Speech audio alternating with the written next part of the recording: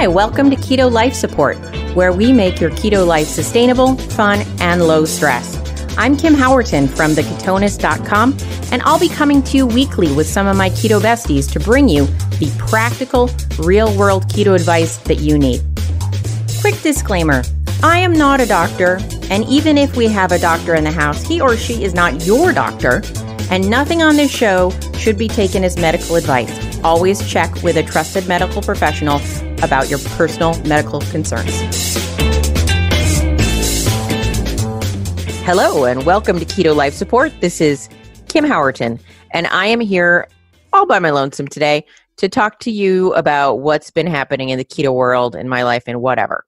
And so today, I want to specifically address a topic that I think some of us have been accused of, or we've seen people accused of. We've come across this, and I've had an experience recently where it's really salient, which is keto an eating disorder, right? So I was at a conference recently, and there was a lovely woman, truly, she seemed very nice, talking about eating disorders. She was an eating disorder clinician, and she worked with people in a clinical setting with eating disorders. Now, I'm just going to pause for a moment and share a little detail with you. What is an eating disorder? Well, currently, what is and isn't an eating disorder is defined as the conditions that are within the DSM, the Diagnostic and Statistical Manual. And we're on version 5, I believe. And it is where you can find sort of the current state of affairs on all like psychiatric issues, right? If you're trying to see what is and isn't considered a psychiatric issue, you go there. Right? And within this manual, in the most recent version, there's sort of like 5 or 6 versions of eating disorders that are classified as, pathological. And, anorexia, bulimia, binge eating disorder, purging disorder, restricted eating disorder. And then there's also something called eating disorder, NOS, not otherwise specified. So I think with that one, they kind of cover all the other bases. What's not in here specifically is something called orthorexia. Orthorexia is an interesting one because it is the brush that keto people often get painted with.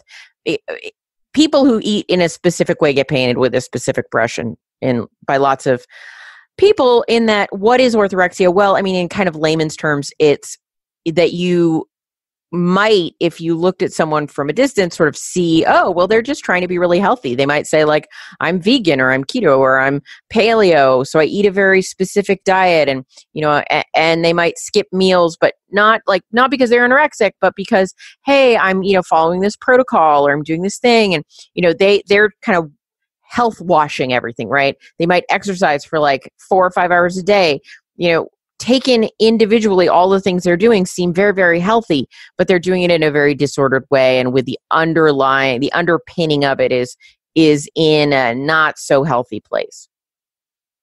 And so when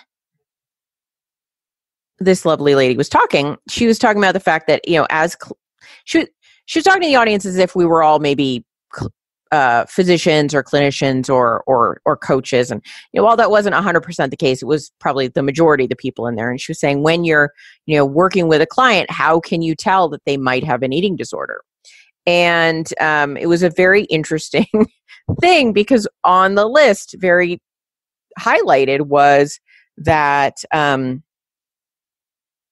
if they avoid a group of foods. So if they eat certain things, but they won't eat other things. And I was like, well, that's keto, right? Like we avoid certain types of foods. And,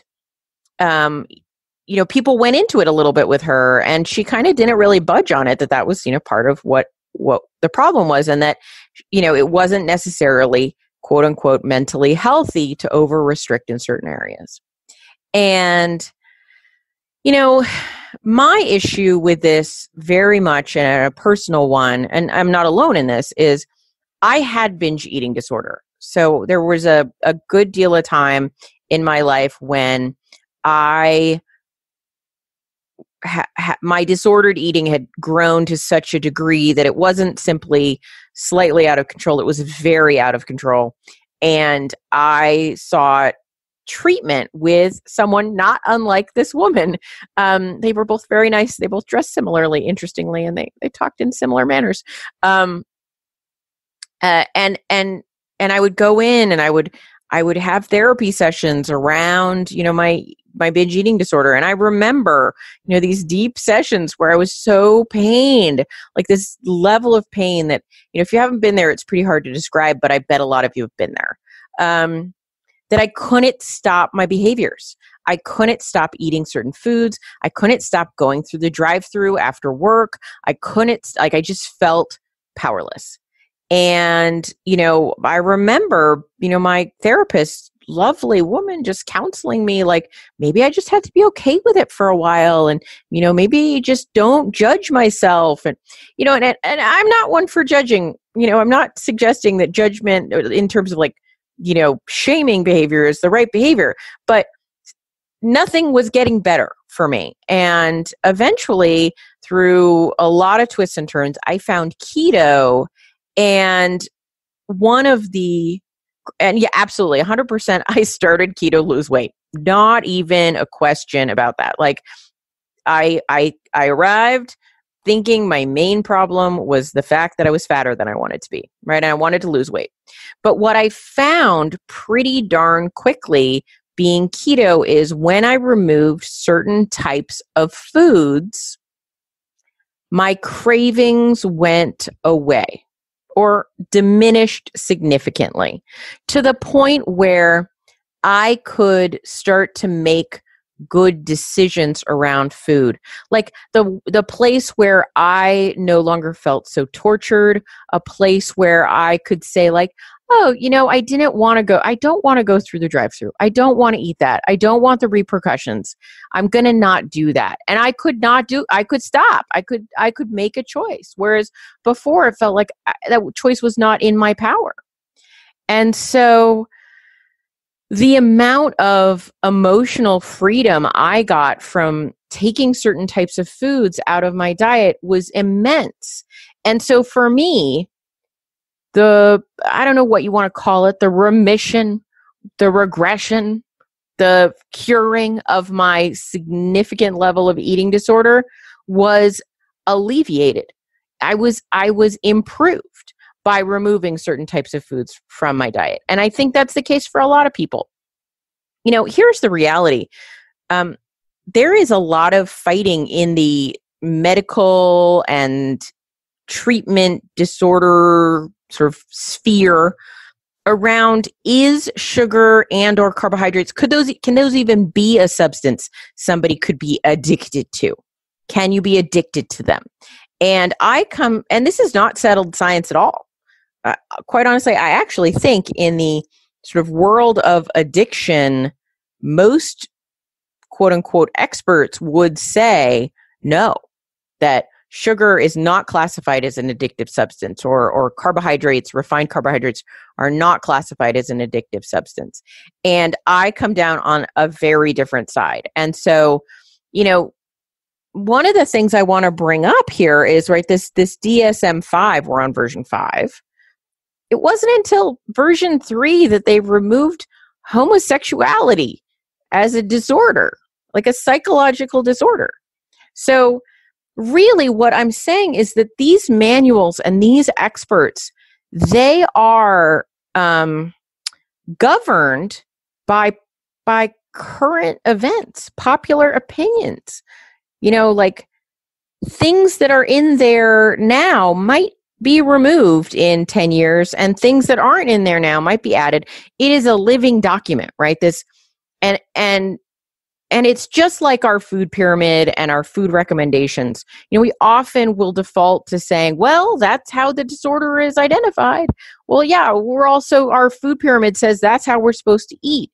But I want to bring up that there are so many people experiencing so many improvements in their life.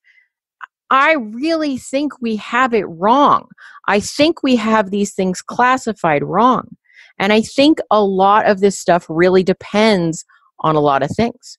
Now, if I were an anorexic and my natural tendency was to restrict myself, I could see that restricting your food in any way further may be a warning sign that needs investigation. I don't think it's a automatic, right? It is true. An anorexic might have celiac disease. That means they can't eat wheat. That not eating, wheat is that, how do I want to say this? That making an anorexic eat wheat is not an improvement in their life, right? Now,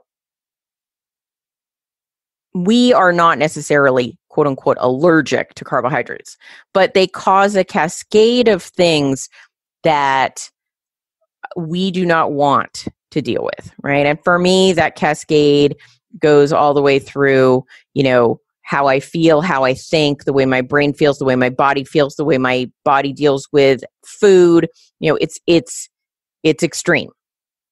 And this is true for many of you. For other people, it's also like, I don't know, they get type 2 diabetes, their foot gets cut off eventually. It could go really wrong. And so I guess I'm making this recording because I want to speak to the people that are within the addiction treatment and eating disorder treatment arena to say, we exist. People like me exist. People like me who were able to treat their eating disorder with a ketogenic diet. Do I think that's the solution to every eating disorder? No, I do not. But I do think that it is on the list. And when I got up in front of this woman at the question time and I said my story in a much shorter version than I did here, and said that keto was the thing that helped me turn it around. She acknowledged that was my experience, but basically said it's not going to be the experience for most people because most people, by the time they get to where they've done a bunch of diets and they've tried keto maybe and it didn't work, and so they're still there, and which is valid if something doesn't work. But to my point, I see a lot of people doing things they think is keto out there in the world, and gosh darn it, I don't know that it's the right approach. I don't know that it's a well-formulated approach. And so I guess ultimately at the end of the day, to overuse an overused phrase, I would just love that these people, when they come to our conferences and they talk about the eating disorders, I hope she left a little more educated about keto, the way we eat, and the way it's helped all of us, what all of our stories are. And so if this is you, if you are someone who used keto or low carb or a similar approach to help you gain control of your eating, to make it less disordered, to make yourself feel mentally healthier, to make yourself feel less food addicted, I'd love to hear from you. So check out our Facebook group, Keto Life Support. Join, become a participant, chat it up on there, and tell me your story. Tell me about how keto changed your approach. And, in future episodes, we may highlight some of you as, what's gone on in your life, what you've managed to improve, how keto's been transforming for you. Also, questions are always welcome, issues, things you need help with. But if you want to share a keto success story about your health and or your emotional life, I'd love to hear it. So thanks for listening to me today, and I hope to talk to you guys soon. Bye-bye. Thank you so much for joining us on Keto Life Support. If you'd like more, you can join our friendly Facebook group, Keto Life Support. Can't find it? Go to ketolifesupport.com. If you ever want to suggest a topic for discussion, that would be the place to do it. We'd really, really appreciate it if you would go to your podcast app and subscribe, because that's awesome. And what would be super awesome is if you'd be so kind as to write a review for us. Though we would love it if that review was awesome, just writing a review is all we ask. So have a fabulous keto week, and we'll see you next time.